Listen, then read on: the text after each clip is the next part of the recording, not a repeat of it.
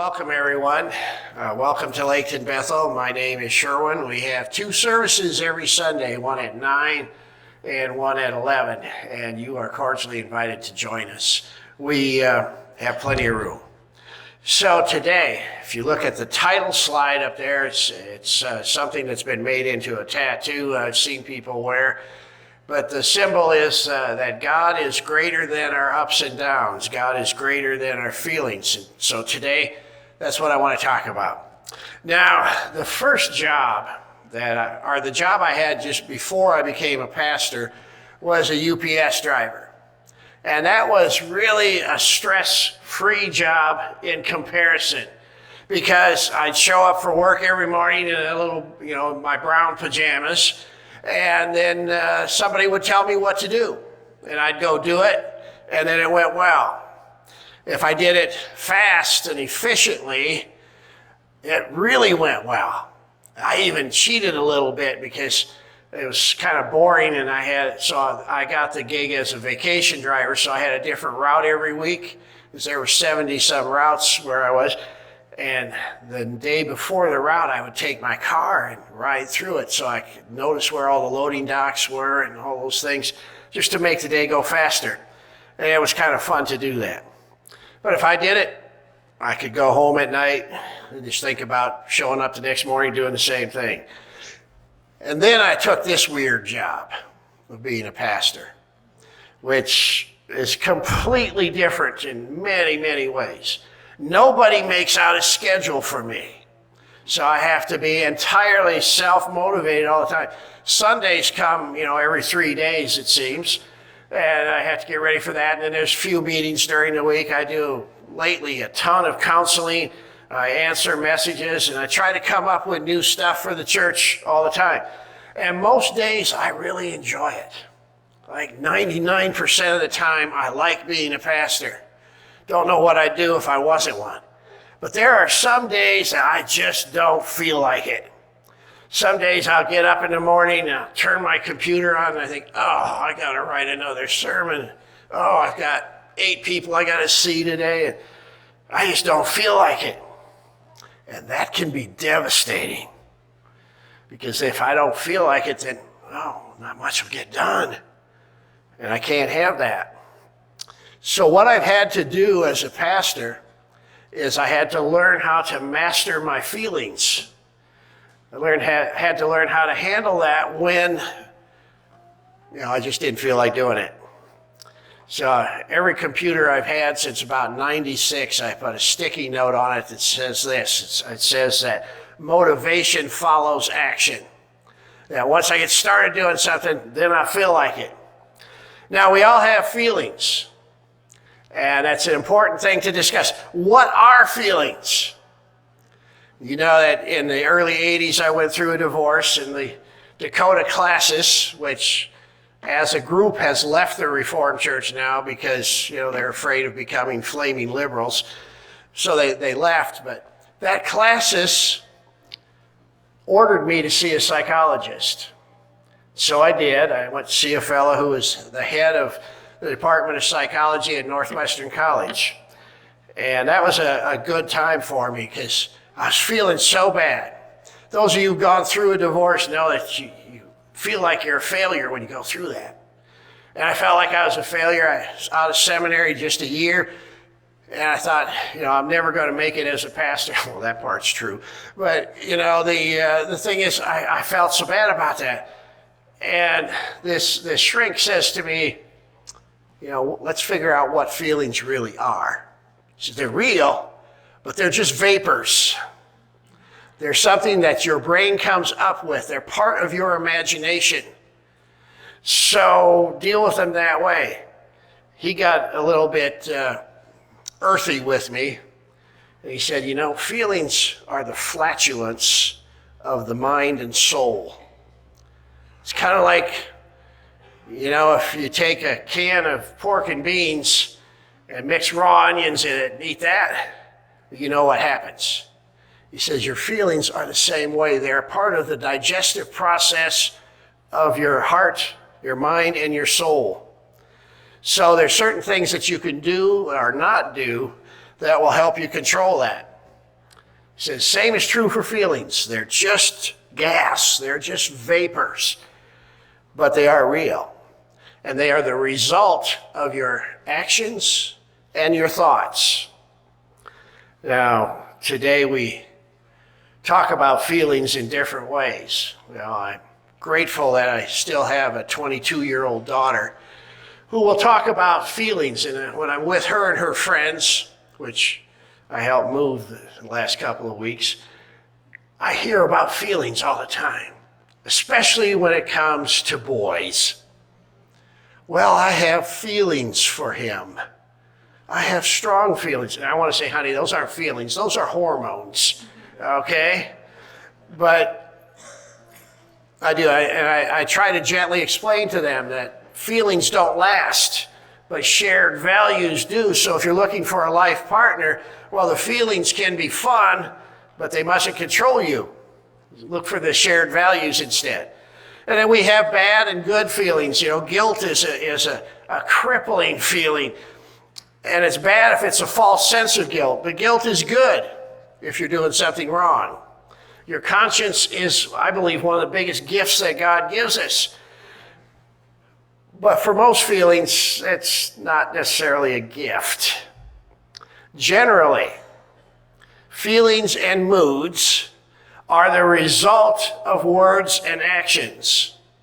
And there's some simple biblical teaching that portrays this. Today I'm looking from 1 John chapter 3. And it basically says this, that God is greater than our feelings. So I'm going to start with verse 18 of that chapter to set it up. And it says this, "Dear children, let's not merely say that we love each other. Let's show the truth by our actions. Our actions will show that we belong to the truth, so we'll be confident when we stand before God."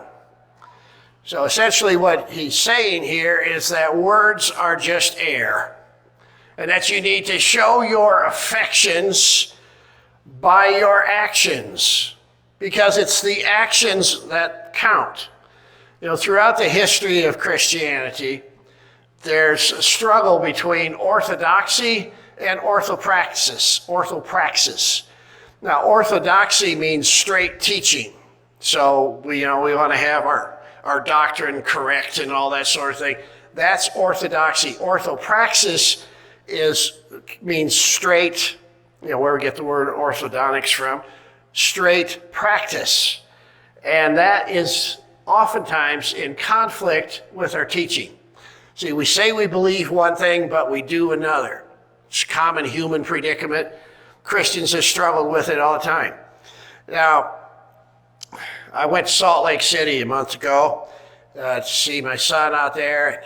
Of course, I got talking to some Mormon people. And this guy said he was a Mormon elder. And he was telling me how the Mormon church follows Jesus so much. And I was kind of enjoying that. I was actually watching them. They're putting rollers under the temple in Salt Lake City because the temple was sitting right on an earthquake fault. And they didn't know that, of course, when they built it. So they're putting 12-foot in diameter concrete rollers underneath this temple so that when the earthquake comes, the Mormons will become holy rollers. Sorry, that's my disgusting humor. But so I'm standing there talking to this guy, and he's talking about how he's just like other Christians. They want to follow the teachings of Jesus and practice those things. And I say, yeah, but can women be elders in the Mormon organization? Well, no. See, and that's my litmus test, are there different rules for girls than boys? And if there are, don't tell me you're following Jesus. That just doesn't cut it. Same is true for the Catholic Church. You talk with a priest, well, how come aren't there women priests? You say you want to follow Jesus, but you have different rules for boys than for girls, and you make women second-class Christians. And that doesn't cut it for me. That's kind of how I follow that thing. How you treat people matters. That's essentially what John is saying here. Your actions will always show your real beliefs. Now, John goes on with this. He says, even if we feel guilty, God is greater than our feelings, and he knows everything. Most important phrase I ran across in the last couple of weeks in the Bible is that God is greater than our feelings. The literal translation of that is that God is more immense than our hearts, if you were going to translate it literally from the Greek. He's greater than our feelings. See, when our actions don't follow our beliefs, we feel guilty, and we should. Guilt is a gift. Conscience is a gift. We'd all be sociopaths without it. But the guilt doesn't have to control you, nor does sadness or bad moods, the blues, or bad attitudes. These things don't have to control you. God has a way of pushing through these. God is greater than our feelings.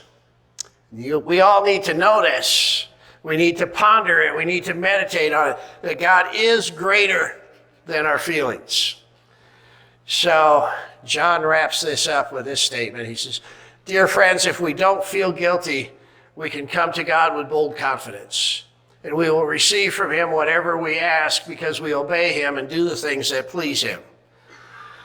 See, if you do this, you won't feel guilty or any other negative thing. The interesting thing is that motivation follows action every time, so that we actually end up answering our own prayers.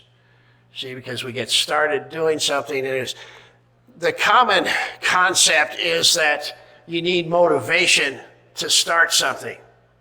That is simply not true. Motivation follows action. See, I'm not a tidy person at all. And I think that's part of my upbringing. My dad saved the manual cleaning of hog houses for Saturdays when I was home from school. So we had 3 of these hog barns that had to be cleaned with a pitchfork. And you know, that takes the romance right out of Saturday night.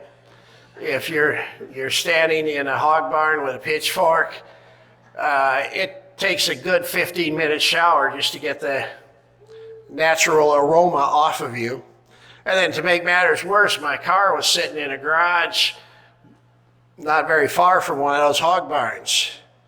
And even though it was a 69 Chevelle, cool car, it always smelled a little bit like a hog barn. Now, what I learned from that exercise, I dreaded going into those hog barns and cleaning them. But once I got started, it wasn't so bad. See, the motivation always follows the action. Now, here he says you'll receive from God whatever you ask, and that's obviously hyperbolic, but you get the point. That with your own deeds, you start answering your own prayers. If you get busy following Jesus, your feelings will follow. And here he goes on and explains what that action is. He says, and this is his commandment. We must believe in the name of his Son, Jesus Christ. That's orthodoxy. And love one another. That's orthopraxis. Just as he commanded us. Those who obey God's commandments remain in fellowship with him and he with them. And we know he lives in us because of the Spirit he gave us lives in us. So here's what to do. You believe, and then you love, which means service. And then we remain connected with God. So the best teaching from this passage is that line I had in red, that God is greater than our feelings. If you're feeling down or unmotivated or anxious or angry or hopeless, there is a solution. That motivation follows action, so get busy loving and serving. And you'll see that this is true. In my own recent bout of despair, when we were shut down for COVID and all the fallout that happened afterwards, I had to learn and relearn that the feelings of despair go away simply if I get busy. and that works all the time. You don't need to be led around by your feelings. Bob Walda gave us this trip to Cancun in February. And I enjoyed it immensely, but we flew out of Detroit. And it's kind of interesting. It's a direct flight to Cancun from Detroit. And so you get in this plane with a 4-hour flight, and you sit in chairs that would be crowded for an 8-year-old on the plane. It's really tight in there, and you're shoulder to shoulder with strangers and whatnot. But when we left Detroit, it was a really cloudy day, cloudier yet than today. And it's snowing a little bit, and I thought, this is going to be an interesting flight. But, we got up in the air, and it looked like this. That as soon as that plane punched through those clouds, it was sunshine. And it looked like there was a cotton floor beneath us. In the same way, you can punch through your feelings, because they're just clouds, they're just vapors. They're real, and they can be dangerous, but you can just punch right through them into the bright sunshine. Your despair or your anxiety can be paralyzing and depressing, but you can punch through it into the sunshine. Now, how do you do that? Well, you have to realize that motivation follows action. I'm not a tidy person, probably as a result of cleaning hog barns when I was a kid. So my desk, I have 2 desks, one here and one at home, and they're always very messy. So one morning I got up and I decided, I'm really kind of sick of working in this mess. I've got this nice computer on my desk, and I turned it on, and it's just all debris on there. So I decided I'm going to spend an hour cleaning this desk off. And I hate to clean anything. But once I got started doing it, it was kind of fun. I found bulletins that were 2 years old. I found all kinds of notes that I thought I'd lost. I even found a sandwich that was kind of purple. It was probably 6 months old. And there was a bagel in there that could have passed for a hockey puck. It was kind of interesting to find all this stuff. But I found it and got rid of it.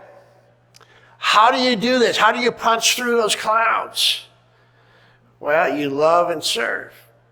What I found in my darkest moments, I can throw myself into my pastoral duties, and all of a sudden the clouds disappear. We can all do that. You want to punch through these negative feelings, do something nice for somebody. Make a meal. Mow a lawn. When I'm having a really dark day, I go to a nursing home and I try to find the person that's in the worst shape that I know and go visit him. Now, there's no payback on that. Sometimes they don't even know you've been there. But what it does is it transforms you. It would seem that that's not something that's that important. But if you go into a nursing home and just pray for somebody who's laying in a bed, it changes you. It changes everything in the world. You can do that. You can work for Hand to Hand or some other way of helping folks. But when you do those things, your life takes on purpose, and you do find joy. Just like this airplane punching through the clouds. See, and again, we emphasize your feelings are real, and they're powerful. But they are just clouds. They're just vapors. And you can push through them. God is greater than your feelings. And we all need to know that and memorize it, make it a part of who we are. So, a few things I want you to take home today. Some thoughts that summarize this passage and what I'm talking about. First one is the most important. That God is greater than your feelings, than our feelings. We have to remember that always. Second, feelings are like clouds that can be punched through. You don't have to let them control you. And then the third one, very important. Motivation follows action. I have that sticky notes in strategic places wherever I go. Motivation follows action. It's just a very important thing. And it's very easy to support it biblically. And the fourth one, loving and serving will punch through clouds of despair and anxiety. And you can do this. You know you never need to be crippled by a bad mood or a bad attitude again. Those things are past because Jesus has given us the key to punching through the clouds of despair. And it's very simple. So I wanted to make that clear today. And let me pray for you now. Lord, for everybody that's listening to my voice today, every one of us has struggled with despair and anxiety. It's all around us. And yet you give us a solution to punch through the darkest clouds. So my prayer for everyone that's hearing me talk right now, that you'll give us the grace and the mercy to be able to punch through the darkest clouds of our lives. Amen. Well, as always, to our video audience, thanks for listening.